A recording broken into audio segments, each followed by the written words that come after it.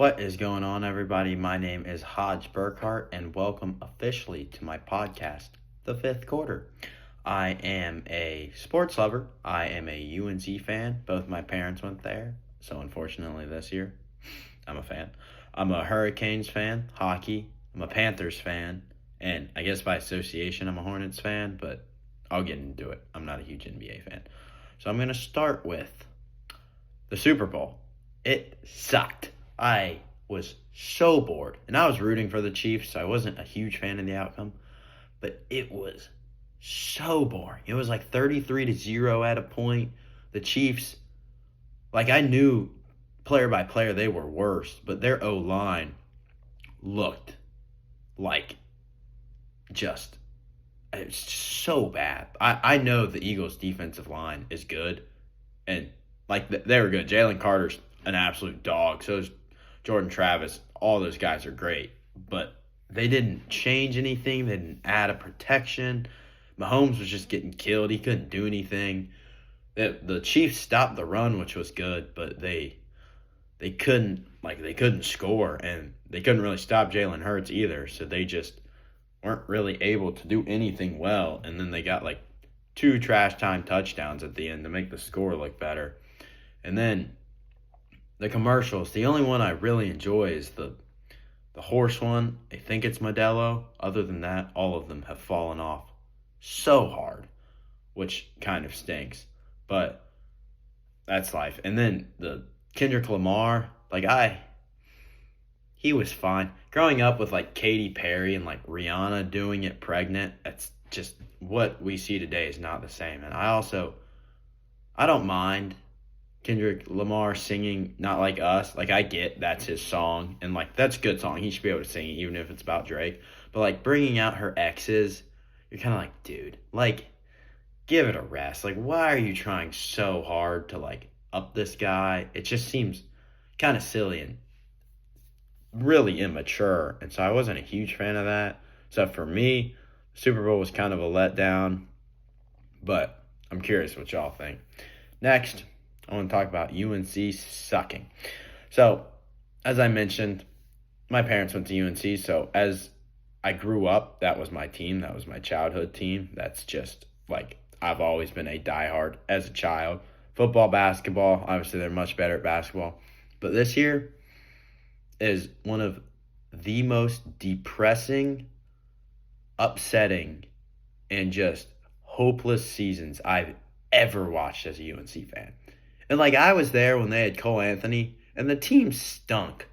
But they cared, and they weren't very good, but they played as a team, and it seemed like they wanted to win for each other. Now it's everyone's just kind of there for the money, and it's kind of disappointing, to be completely honest.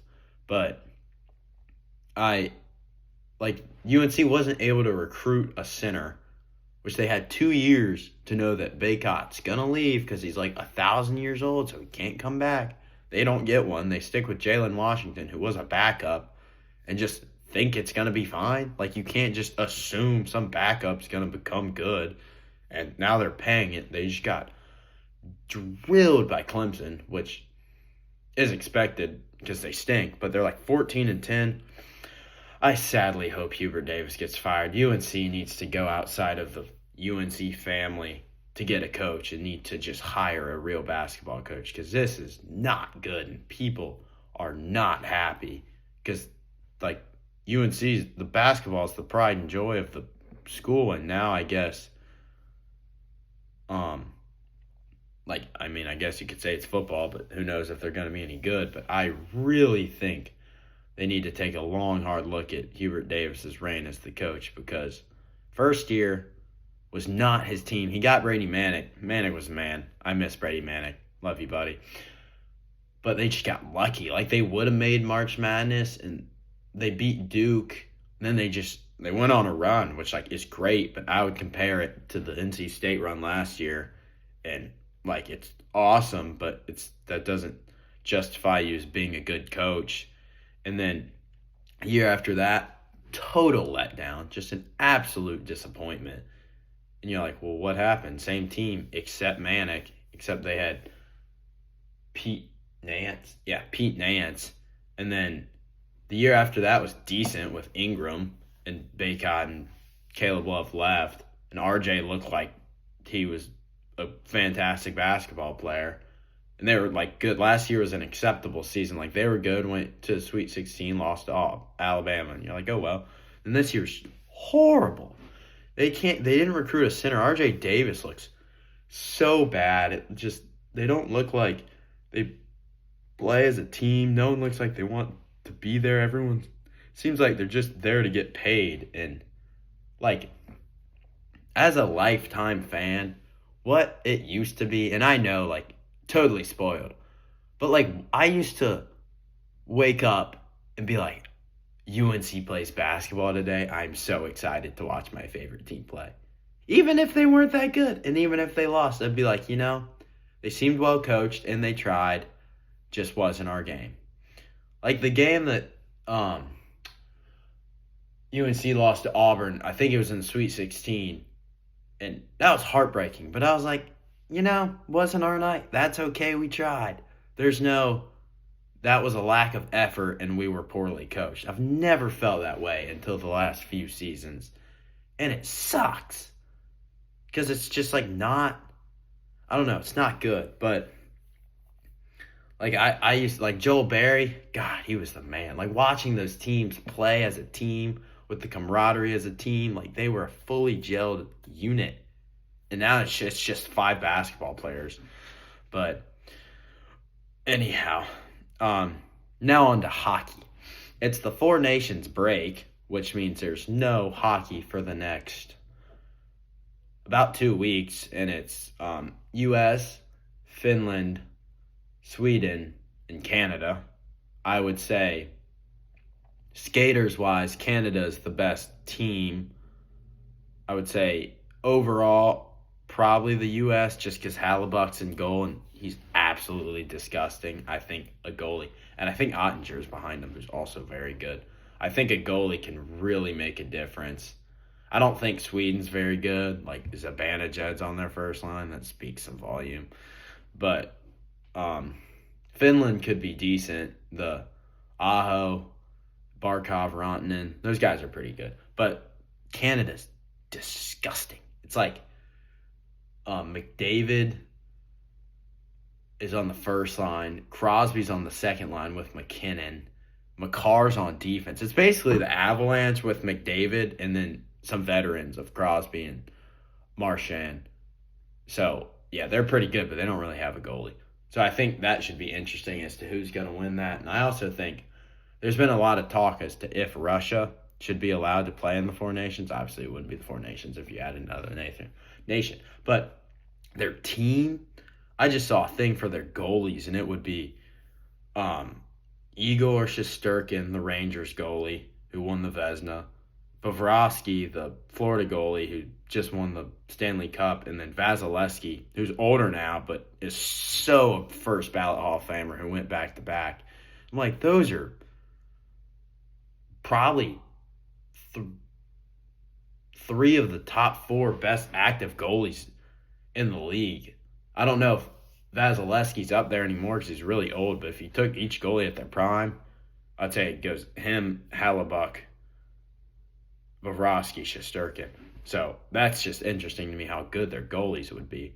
But on to a little bit of a hot take I have in hockey. So I'm a big Leon Draisaitl fan. Like McDavid's great, but I genuinely think there is no McDavid without Draisaitl. And I know that sounds stupid, but I think Draisaitl would be okay without McDavid, which also sounds stupid. But I feel like McDavid's fantastic. He's really fast. He makes great plays. But I think overall hockey player, like McDavid's got the speed, but I would argue that Draisaitl's got the scoring, which cancels out. And I think personally Draisaitl is better than McDavid. I think the fact that 2 of them are on the same team is kind of bizarre. It's kind of a McKinnon-McCarr situation. Just the firepower. You're like, how did this even happen? But if I got to pick a team, I would pick Leon Draisaitl over Connor McDavid. I I just would. I don't know why, and I might be an idiot, but that's the hot take I have about hockey, and I stick with it. And I also want to touch on the Mikko Rantanen trade because people are kind of overreacting of, oh, like, Rantanen's not as good. He doesn't have McKinnon. Natchez, oh, he's booming. And, like, I compare McKinnon to McDavid or Draisaitl. Like, if you take a player off of McKinnon's line, their points per game will not be as much. Like, McKinnon is such a good offensive player that he makes everyone else around him better. So, like, yes, it's the Hurricanes have Aho. Aho is nowhere near McKinnon. So, like, Rantanen, it's going to be a little bit different. But with that being said, with all the speed and puck handling that McKinnon has, he's not as great on defense. Where, like, Aho and Jarvis, like, they have, like, 3 or 4 shorthanded, like, goals as a team or, like, as a pair where, like, they have the defense more. So I think the Hurricanes will be just fine. And to be honest, I think, like, Natchez is playing great because he's on McKinnon's line, but I think it's going to go here, and I think it's going to start plateauing where Rantanen's starting here, and I really think that's going to go up. And if it does, then I can say I said so, which hopefully happens because, again, huge Hurricanes fan. But I think right now, if I had to pick a winner for the Stanley Cup, I would probably say Edmonton. They just Jalen Gibson, the Anaheim goalie, just said that if he wanted to go somewhere, he would go to go to Edmonton or Carolina. And I'd love him on Carolina. I don't know if we can pay him, but I'd love him there. But if he goes to Edmonton and Edmonton gets a real goalie, then it's like, oh gosh. Like, that team with someone that's decent in net would be so good. So hopefully he doesn't go there and he goes to Carolina. But we'll have to see. Next, I want to touch on my hatred for the NBA. So, I used to kind of be an NBA fan, but over time, it's gotten more of a, like, watching it kind of just hurts my head. It's all ISO. And, like, the quality of player in the NBA, like, the talent level's so high, which amazes me as to how boring it is. And offense is, like, you have one guy dribbling, it's an ISO. You have another guy set an illegal screen where he just kind of, like, walks the defender down, and then the point guard just meanders around the illegal screen and then gets the guy basically behind him, basically every time, and they either pass it or shoot it. And that's it. There's no, like offensive, like, set. Like, the Warriors probably run the best team offense, and they just run Steph Curry around a bunch of screens, which, like, is effective. But watching real basketball, my high school basketball team my senior year played the best, like, team basketball I'd ever seen, and they were so outmatched in some games talent-wise, but they just ran the offense to perfection, and you can't stop it when, like, they're either getting fat. Like, it's just when you run 5 people on offense and everyone knows their job and everyone does it well, then it is so effective. So I really wish the NBA got better because I've always been more of a college guy anyways, but it's like no one cares. Embiid's missing like half the games. The trades, I think, they're just trying to keep people interested. Like, trading Luka Doncic, he's like 24, just led the team to the finals. Trade him for Anthony Davis, who's 30-something, and expect, like, something good to come out of that. Like, AD and Kyrie, like, maybe win now, but if you don't get them this year, you just gave away your future. Like, De'Aaron Fox is I think he's on the Spurs now. I don't know. It's interesting, but I just wish it's more of like a league for money, which I understand, but the product that those guys put out is so boring.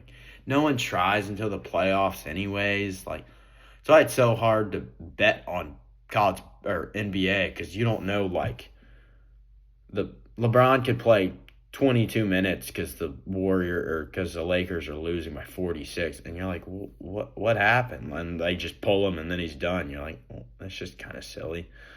So that, I'm not a huge NBA fan, and I don't know if you guys are, but it's just, I don't know, it's so much just like lack of heart and not no care in the world for like the actual team, which kind of upsets me. But anyhow, now on.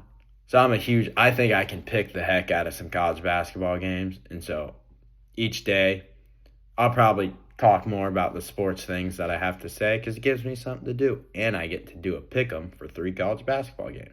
Tomorrow is Tuesday, which means there are a lot of games. And there are 3 games that I picked out that I could see being upsets. The first one is I think Kansas State beats Arizona at home.